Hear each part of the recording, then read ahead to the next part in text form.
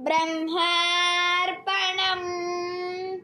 నామరూప స్మరణ ఎట్టిదంటే, రూపస్మరణ చేయుట నీ స్వస్వరూప జాడ తెలియక స్వస్వరూప అనుసంధానం వీడని వాడిని స్మరించుటయే నామరూప జపమగును.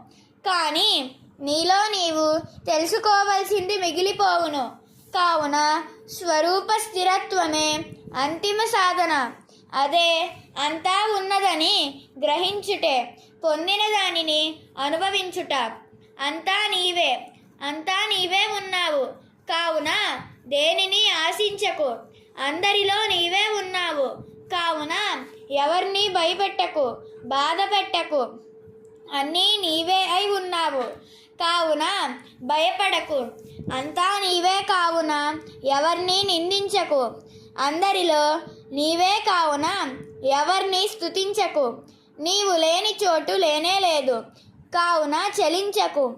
అంతా బ్రహ్మమే, అదే నీవు. బ్రహ్మ